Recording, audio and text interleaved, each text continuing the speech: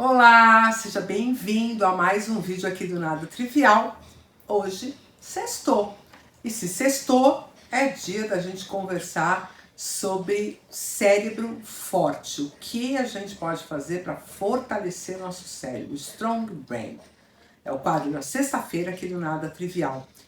E eu quero te fazer uma pergunta. Você que é pai, você que é mãe de adolescente, como é que faz para a gente fortalecer nosso cérebro nessas condições? Estamos vivendo tempos um tanto quanto esquisitos para quem é pai e mãe de adolescente. E eu vou te dizer por quê. Porque existem mudanças sociais, mas porque sempre foi meio complicado ser pai e mãe de adolescente, né? Eu tenho um filho de 26 anos de idade. Nós somos muito próximos, muito amigos, mas durante a adolescência nós tivemos muitos conflitos, né? Normal. E se você gosta desse tema, na semana que vem eu vou publicar um vídeo falando sobre cérebro de adolescente, especificamente. Então acho que você vai gostar de conhecer quais são esses meandros que modificam tanto o comportamento do adolescente. Mas hoje eu queria mesmo era falar sobre como que os pais desses adolescentes, ou os cuidadores de uma forma geral, às vezes são os avós, às vezes são tios, e até mesmo os professores que acabam lidando também nesta relação que é um misto, né, de uma relação profissional, mas também existe afeto, existe conexão. O que acaba acontecendo é que a gente sente que os adolescentes estão meio que escorregando pelo meio dos nossos dedos nessa fase. É como se a gente já não tivesse tanta influência, como se a forma como a gente se relaciona com eles até aquele momento vai ficando fraca, no sentido de que já não tem mais a mesma potência. É aquele dia que você chama, vamos na casa da sua avó, e ele fala, não vou na casa da vovó. Não quero ir. Não quero mais fazer esse programa. Não quero mais estar com vocês nesse lugar. E aquilo era tão importante para você, né? Era um momento que você acreditava que tinha essa conexão de sair, de viajar, de estar junto, e ele começa a recusar. Ela começa a recusar estar com você. E agora tem um agravante, porque a gente também tem um enfrentamento bem importante em números de quadros de depressão e de ansiedade na infância e na adolescência. Então esse adolescente, ele já vive uma situação de demanda emocional, de demanda relacional importante por causa da própria adolescência.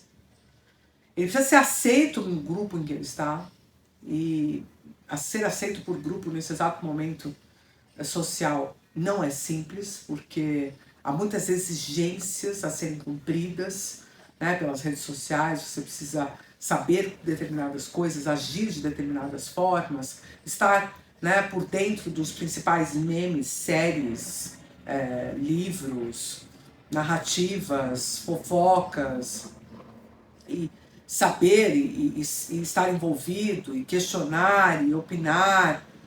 E a maior parte do tempo eles ficam com uma síndrome, né, de sentirem que estão fora do jogo.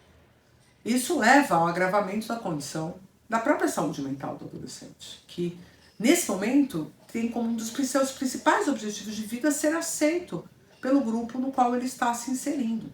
Ele está justamente fazendo esse movimento de se afastar da família para se inserir no grupo social. E aí ele está se frustrando mais do que normalmente, ainda que sempre isso tenha sido um desafio, tá? Não é um desafio novo. Isso sempre foi um desafio. E ele agora, de frente a esse desafio, ele deprime, ele fica ansioso e ele sobrecarrega a relação com a família. Por quê? Porque ele ainda não está independente afetivamente. Ele está independente, vamos dizer assim, na sua tomada de decisão, no seu desejo, nas suas volitudes, na sua forma de se relacionar com o mundo, o que ele vai fazer, as suas escolhas. Então, se ele estuda, se ele não estuda, se ele finge que estuda, se ele finge que foi dormir, mas está embaixo do cobertor mexendo no celular, né? Tudo isso ele tem autonomia. Para tudo isso ele é autônomo, protagonista, decide, faz, acontece. Mas a hora que ele se fragiliza emocionalmente, ele corre porque ele ainda é dependente afetivamente dos pais. E aqui que eu queria trazer o ponto fundamental dessa nossa conversa, que é como os pais reagem a essas circunstâncias e não aproveitam a situação para reverter um pouco mais de convivência, um pouco mais de contato, um pouco mais de intimidade. Porque pode ser essa a deixa, a brecha para você voltar a fazer o amor relacional, né, que tem entre pais e filhos, voltar a se fortalecer. E o que acaba acontecendo muitas vezes? O adolescente vem com essas queixas para os pais, falando sobre, sei lá, sobre o namoro, sobre a escola. E aí os pais se desesperam, porque eles próprios não consideram ter recursos em relação a isso. Quando, na verdade, você não precisa dizer para eles o que ele vai fazer. Você não precisa dar a ele uma cartilha de como agir. O que ele espera e precisa é do acolhimento. É da percepção de que vocês, né, pai, mãe, ou duas mães, ou dois pais, estão próximos o suficiente, ou até uma mãe solteira, né, que é o meu caso, estão próximos o suficiente desse acolhimento, dessa percepção do sofrimento. Porque sabe o que a gente faz? Até porque a gente tem dificuldade de lidar com o sofrimento do filho da gente, a gente minimiza. A gente manda o que seria o correlato ao depois que casar passa, sabe?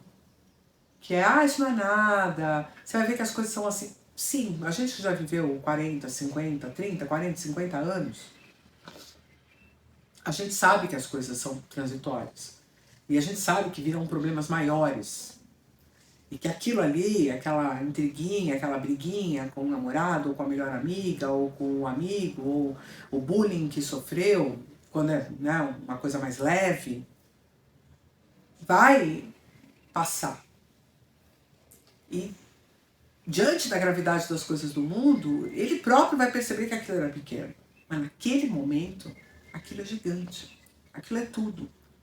Aquilo é o centro da preocupação e da necessidade dele. Então, a única coisa que a gente não pode fazer é negligenciar, é minimizar. Ainda que você não tenha condição de dar uma resposta, de efetivamente acomodar e dar conta daquela necessidade, porque às vezes a gente não dá, né?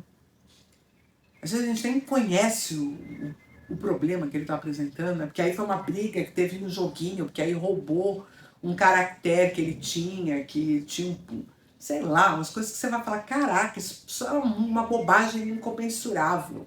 Mas não é para ele. E à medida que a gente vai negligenciando essas coisas, vai dizendo que é bobagem, blá, blá, blá, a gente vai afastando eles da gente. E uma vez que esse afastamento se concretiza, é muito difícil retomar. Eles podem voltar mais pra frente, geralmente eles voltam. Mas essa fase que ele mais precisou, porque ele estava vivendo essa transição, não esquece de assistir o vídeo de terça-feira se esse tema te interessa. Essa fase é crucial para ele marcar aonde é que está o apoio, onde é que ele tem um entorno que o respeita, que entende as suas necessidades. Então, essas são oportunidades, pai e mãe de adolescentes, são oportunidades. Essas fragilidades, esses momentos, ainda que a gente odeie vê-lo sofrer, gostaria de tirar com a mão, né? Gostaria de puxar pra gente aquele sofrimento. A gente precisa viver esse sofrimento com eles. E dar o apoio, e dar a compreensão, e deixar eles quietinhos se eles precisam ficar quietinhos, e conversar se precisa conversar. E levar para tomar aquele sorvete ou para comer aquela comida afetiva que faz sentido para eles e ter uma boa conversa. Esse momento é de quebrar o gelo. Porque o que está acontecendo é que pais de um lado e adolescentes de outro estão em sofrimento. Cada vez maiores os relatos de pais e mães de adolescentes que sofrem pelo isolamento, sofrem pelo afastamento, sofrem por não terem acesso mais à vida dos seus filhos. Eu não estou dizendo que a culpa é da gente, pai e mãe. É um conjunto de coisas. Mas que a gente às vezes atrapalha essa relação, minimizando o sofrimento, tentando dar solução rápida e simples para coisa que a gente não conhece, o tamanho, o peso que aquilo está sendo para aquela criança, para aquele adolescente, né? Então, aqui no Nada Trivial hoje, eu queria deixar uma mensagem de aproxime-se.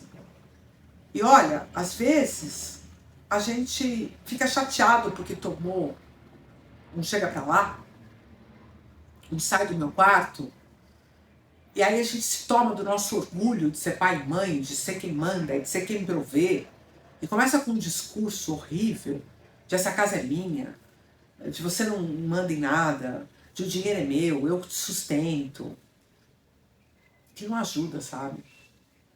E eu vou te dizer isso, inclusive, por experiência própria.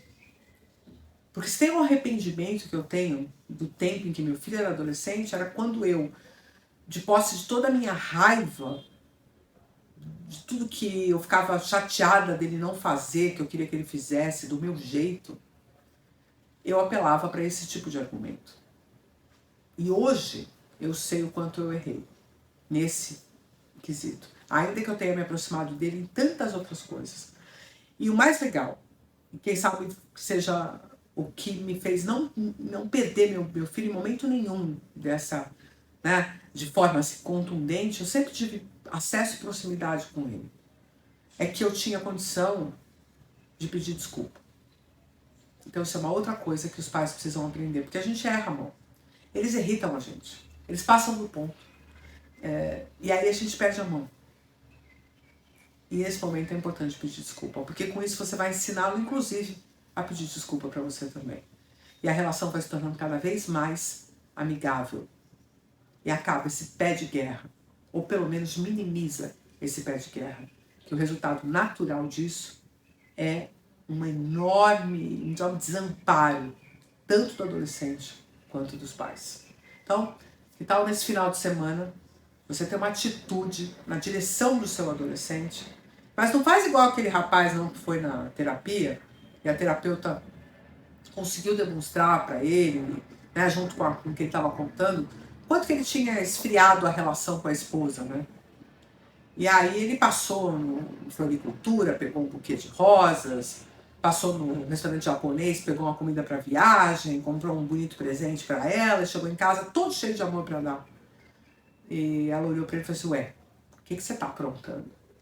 Então, não faz nada de sopetão, nem muda dramaticamente de atitude, vai construindo devagarzinho esse novo jeito, essa nova abordagem, porque também mudança muito drástica a gente fica desconfiado. E aí com isso você vai trazendo esse seu adolescente para perto de novo, porque ele tem muito a ganhar, mas você também. Porque parte do nosso afeto, parte da nossa percepção de sucesso na vida tem a ver com a relação que a gente tem com os nossos filhos. Então, é preciso investir nisso. Tá bom?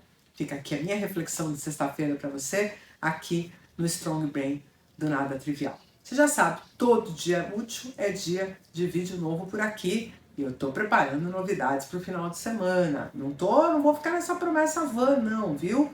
Então, dá aquela curtida valiosa pra gente. Compartilha esse vídeo com quem você acha que pode se beneficiar dessa conversa. E não esquece de se inscrever no canal se você ainda não fez isso. Deixa seu comentário. Como é que tá essa história aí na sua casa. Um grande abraço e até o próximo.